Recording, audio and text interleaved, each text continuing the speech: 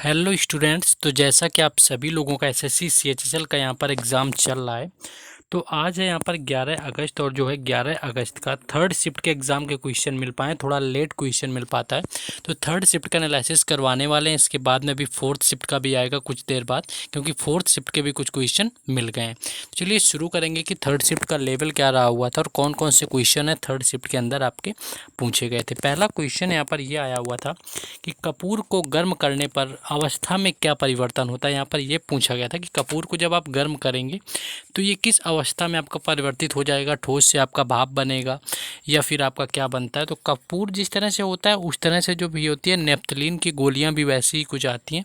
इनके जैसे जो पदार्थ होते हैं, इनको जब गर्म किया जाता है तो सीधे जो होते हैं ठोस से गैस में परिवर्तित हो जाते हैं। यानी कपूर हो या फिर नेफ्थलीन की गोलियां हो, जब इनको गर्म किया जाता है ये ठोस अवस्था में मूलतः पाए जाते हैं। आपने देखा होगा ये ठोस अवस्था में होते हैं, लेकिन गर्म करने के बाद जो है ये आपके गैस अवस्था में आपका परिवर्तित हो जाता है।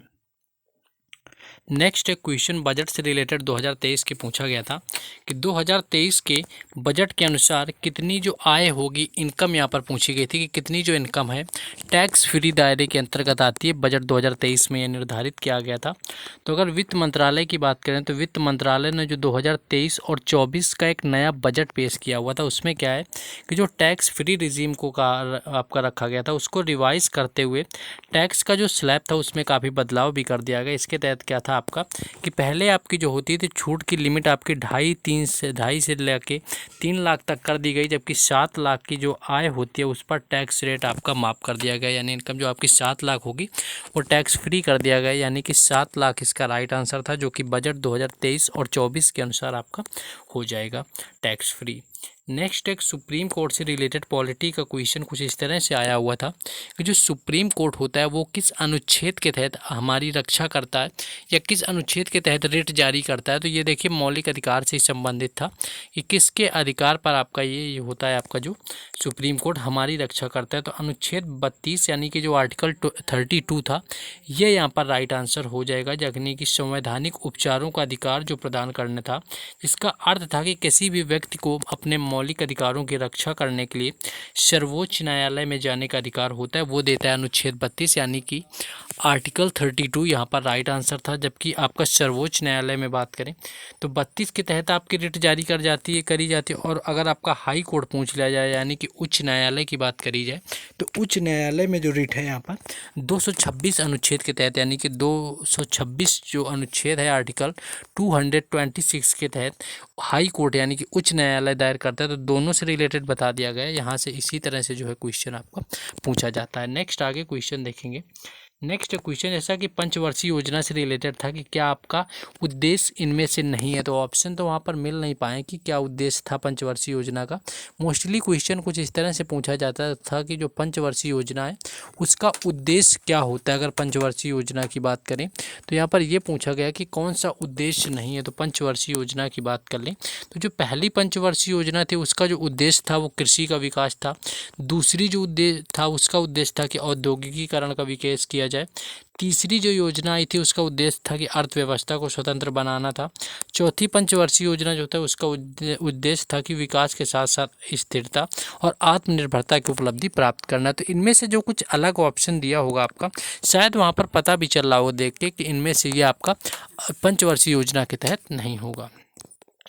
नेक्स्ट एक क्वेश्चन था कि उत्तर भारत में सर्दी के लिए कौन सा कारक उत्तरदायी होता है। तो अगर उत्तर भारत में सर्दी की बात करें तो सर्दियों के जो मौसम के दौरान होते हैं, भारत के जो उत्तरी भाग होते हैं इसके पड़ोसी क्षेत्रों में बर्फबारी हो जाती है। यानी कि जो पड़ोसी क्षेत्र आते हैं उत्तर भारत के, जिसके कारण अत्यधिक सर्दी आपके उत्तर भारत में देखने को मिलती है। यह पश्चिम से आने वाली समुद्री लहरों के कारण आने वाली शीत लहरों से होता है। यानी कि जो समुद्री लहरें होती हैं पश्चिम के छोर से आती हैं समुद्री, उनके तहत जो है उत्तर भारत में अधिक सर्दी देखने को मिलती है। तो यहाँ पर उत्तर भारत से जो रिलेटेड क्वेश्चन यहाँ पर सर्दी का पूछा गया था। नेक्स्ट क्वेश्चन था कि 2011 की जनगणना के अनुसार सबसे कम साक्षरता दर किस राज्य की है। तो सबसे कम अगर साक्षरता दर की बात करी जाए 2011 की जनगणना के अनुसार तो बिहार इसका राइट आंसर था, जो कि सबसे कम साक्षरता दर वाला राज्य है भारत का। 61.80% की साक्षरता है। और पुरुष साक्षरता की बात करें तो 71% है, जबकि महिला साक्षरता जो है 51% रही हुई है। 2011 की जो जनगणना थी इसके अनुसार बिहार सबसे कम साक्षर था, केरल सबसे अधिक साक्षर राज्य था। तो यहाँ पर केरल जो है इसका राइट आंसर हो जाएगा, जो कि आपका आज के एग्जाम में पूछा गया था। नेक्स्ट है कुछ मिनी बैंक से करके रिलेटेड क्वेश्चन आया हुआ था। बाकी देखिए क्वेश्चन क्या होता है कि जब स्टूडेंट भेजता है तो काफ़ी डाउटफुल क्वेश्चन होता है, कभी कभी कुछ अलग ही क्वेश्चन बताना पड़ जाता है यहाँ पर। तो जिनका एग्जाम था वो लोग थोड़ा सपोर्ट करेंगे, कमेंट बॉक्स में बताएंगे। बाकी इन क्वेश्चंस का जो PDF है आपको टेलीग्राम चैनल और जो व्हाट्सएप ग्रुप होते हैं उनमें दे दिया जाता है, जिसका लिंक आपको डिस्क्रिप्शन में दिया गया है, तो वहाँ पर जाके आपको जुड़ जाना है।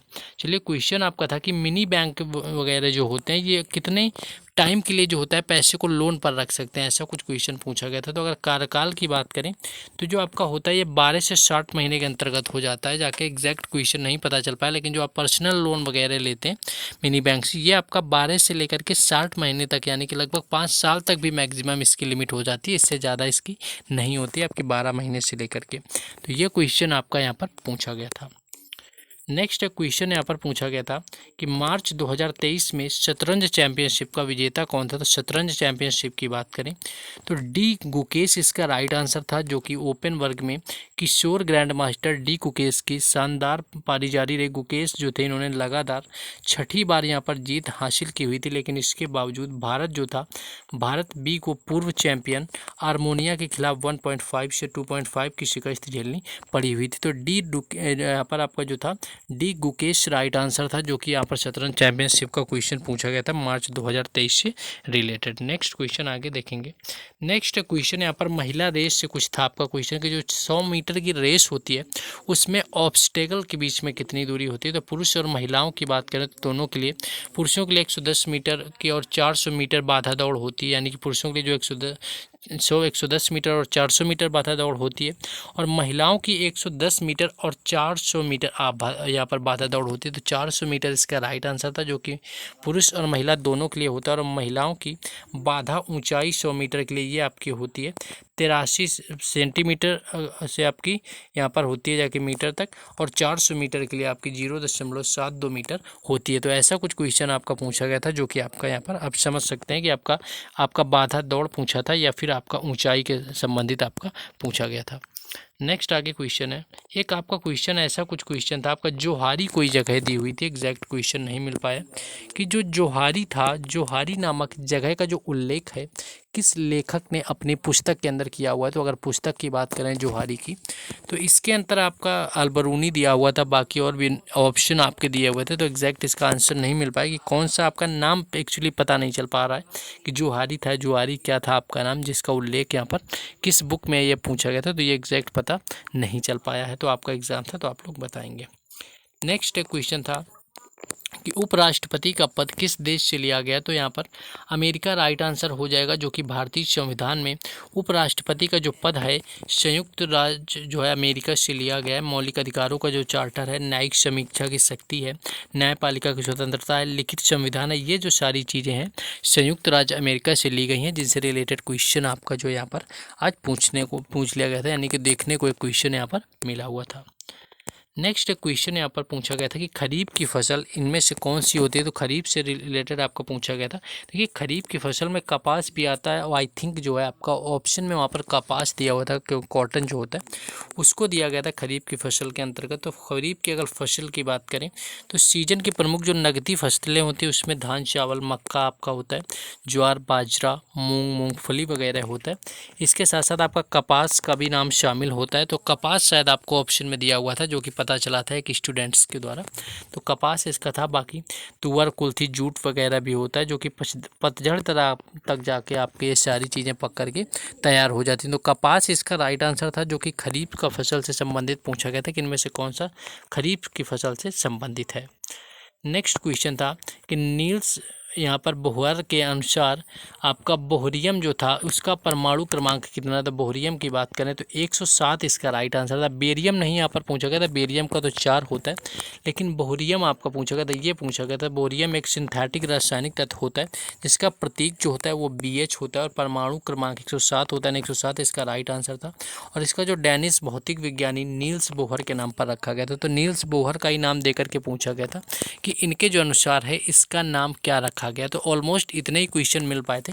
बाकी जो फोर्थ शिफ्ट का एनालिसिस है आपको कुछ देर में देखने को मिल जाएगा यहाँ पर फोर्थ शिफ्ट का। तो आप लोगों को बस स्टे ट्यून्ड रहना है चैनल के साथ में। बाकी सब्सक्राइब ना किया हो तो आप लोग कर लें, क्योंकि बाकी सारे एग्जामों का एनालिसिस यहीं पर मिलता रहेगा।